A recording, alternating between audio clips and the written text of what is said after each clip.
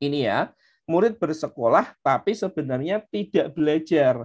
Ini salah satu riset yang dilakukan Semeru, sebuah lembaga riset di Indonesia tuh melakukan riset gitu. Ternyata banyak murid berangkat sekolah, di sekolah pingin belajar sama gurunya, tapi setelah diukur, murid tuh nggak dapat apa-apa di sekolah, nggak belajar. Nah ini tuh pas saya baca pas baca riset ini tuh kayak menampar saya, ya Allah selama ini saya ngajar berarti hanya sedikit banget yang nyantol di diri murid. Kebanyakan materi yang sebanyak 15 KD dalam 1 tahun itu nggak ada yang nyantol.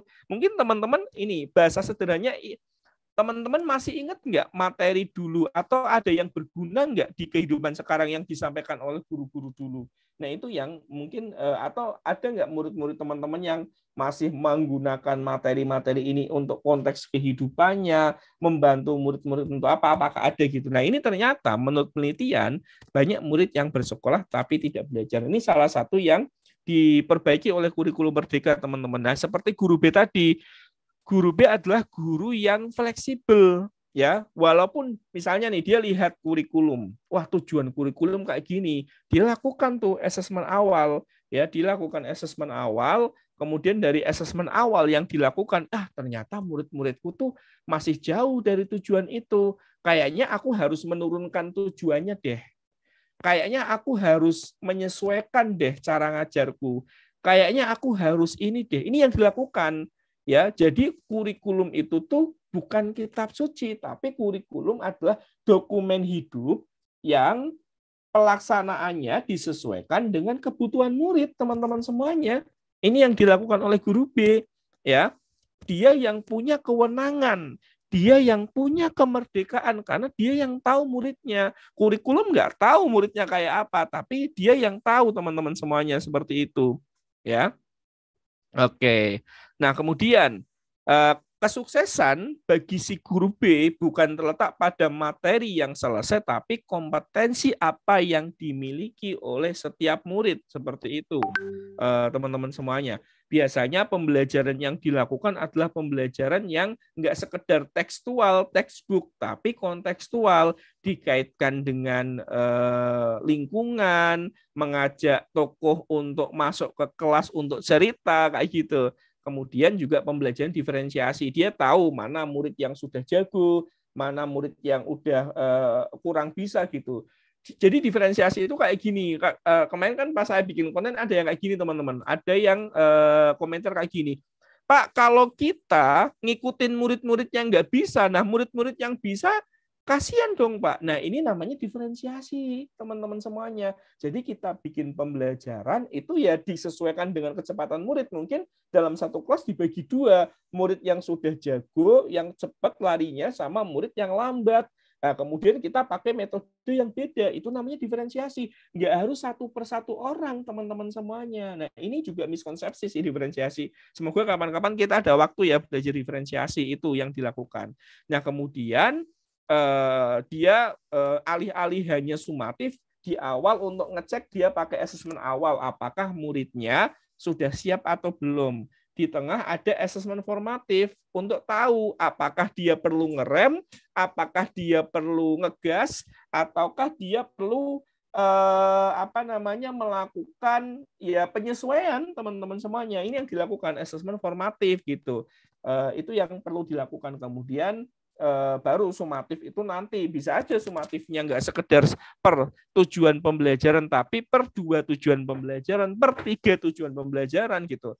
Nah kalau kita kan mungkin saat dulu juga sama, pokoknya setiap tujuan pembelajaran di akhir 2 kali 45 menit itu harus ada tugas, harus ada ulangan yang dinilai dan nanti nilainya untuk UH, nilai rapot itu seperti itu sumatif teman-teman namanya.